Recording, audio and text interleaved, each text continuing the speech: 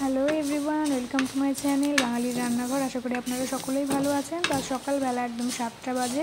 তো রান্নাঘর থেকে ভিডিওটি শুরু করলাম। তো আমি এখানে ভেজে নিচ্ছি, এখানে ভালো করে ঘি দিয়ে আমি সেমাইটাকে ভেজে নিচ্ছি লাল লাল করে। তো এখানে লাল লাল করে আমার সেমাইটা ভাজা হয়ে গেছে। তো এখানে আগে থেকে জাল করে রাখা এই গরুর দুধটি এখানে আমি এবার সেমাইয়ের ভেতরে দিয়ে দেব। আপনারা চাইলে গুঁড়ো দুধ দিয়েও করতে পারেন, কোনো অসুবিধা নেই। তো আমি এখানে গরুর দুধ দিয়ে ভালো করে সেমাইটা এবার রান্না করে নেব। তো সে দুধটা এবার দিয়ে দিলাম, ভালো করে দিয়ে এবার মিশিয়ে নেব সেমাইটার সঙ্গে, যাতে সেমাইটা খুব ভালো মতো সেদ্ধ হয়। তো ভালো করে মিশিয়ে নিচ্ছি।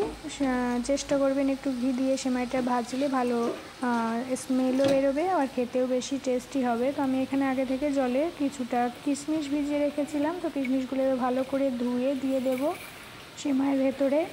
আপনারা চাইলে বিভিন্ন রকমের ড্রাই ফ্রুটস দিতে পারেন, পেস্তা, আমন্ড, কাজু বাদাম, বিভিন্ন রকমের। তো আমি এখানে শুধুমাত্র কিশমিশটাই দিলাম।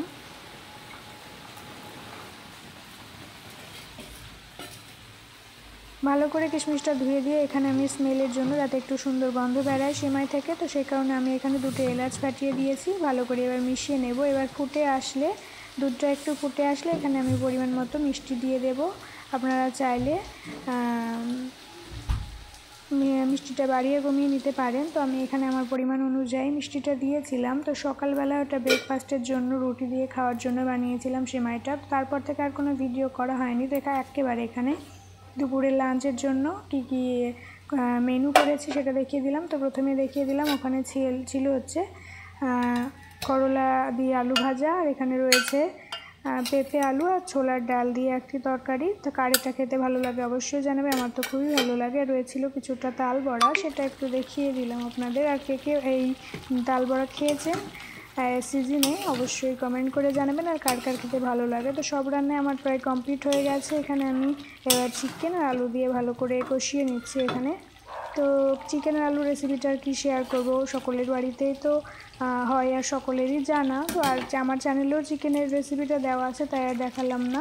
তো এখানে আমার ভাতটা রেডি হয়ে গেছে, ভালো করে চিকেনটা কষিয়ে নিচ্ছি। ও চিকেনটা আমার কষানো হয়েও গেছে। আমি শুকনো শুকনো করে চিকেন কষাতেই বেশি ভালোবাসি। শুধু চিকেন মাটন সব রকমের মাংসই আমি একটু বেশি করে কষিয়ে নিই, যাতে করে খেতে ভালো লাগে। মাংসটা কষানো না হলে খুব বেশি টেস্টিও হয় না, ভেতরে যেন কোনো মশলাও ঢোকে না। তো সেই কারণে আমি একটু বেশি করেই কষিয়ে নিই। তো এবার আমার মাংসটা কষানো হয়ে গেছে। আমি এখানে পরিমাণ মতো জল দিয়ে দিলাম। এখানে আমি ঠান্ডা জলটাই দিলাম, চাইলে আপনারা অবশ্যই গরম জলও দিতে পারেন, তাতে করে আরও মাংসটি বেশি টেস্ট হয় আর খুব তাড়াতাড়ি সেদ্ধও হয়ে যায়। তো আমি এখানে খুব বেশি পরিমাণ ঝোল রাখবো না। তো পরিমাণ মতো আমি এখানে জল দিয়ে দিলাম, যাতে করে আলুটা খুব সুন্দর মতো সেদ্ধ হয়ে যায়।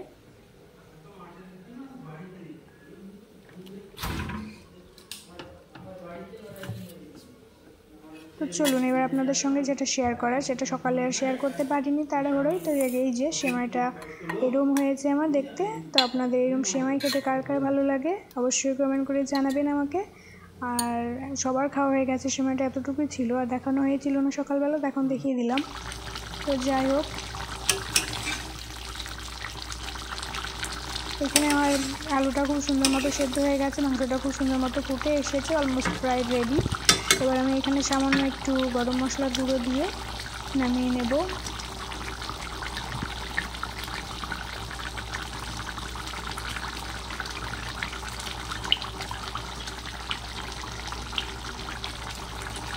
দিয়ে দিলাম এখানে ছোটো এক টেবিল স্পুন মতো এখানে একটু গরম মশলা গুঁড়ো দিয়ে দিলাম।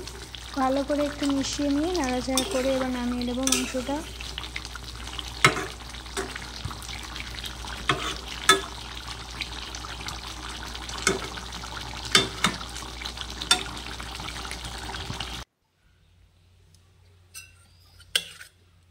তো এখানে রেডি হয়ে গেছে আমার মাংসটা।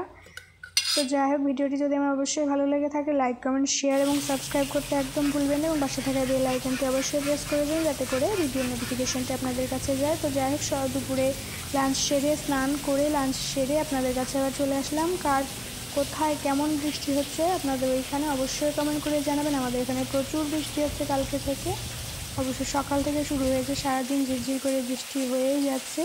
তো আমাদের গ্রামাঞ্চলে বাড়ি, তো এগুলো একটু আপনারা দেখতে পাবেনই অবশ্যই। এখানে পাটকাঠি রয়েছে কিছুটা পাট, আবার এখানে পুকুরে ভেজাতেও দেওয়া হয়েছে পচাতে, যাতে করে খুব সহজেই মানে ছাড়ানো যায়। তো যাদের গ্রামের বাড়ি অবশ্যই জানবেন এগুলো কি, যাদের জানেন না জেনে নিন, দেখে নিন, ভালো লাগবে। তো যাই হোক, হয়ে গেল এবার সমস্ত কিছু। এখানে প্রচুর বৃষ্টি হচ্ছে, আর বিকেলবেলা একটু ইচ্ছে করলো চাল ভেজে খেতে। তো এখানে একটু চাল ভাজার সঙ্গে রয়েছে কিছুটা চানাচুর, এইগুলো মাখিয়ে খেতে অবশ্যই ভালো লাগে। আর রয়েছে একটু বিলিতি আমড়া, আর কার কার আপনাদের আমড়া খেতে ভালো লাগে। এটা তো মিষ্টি আমরা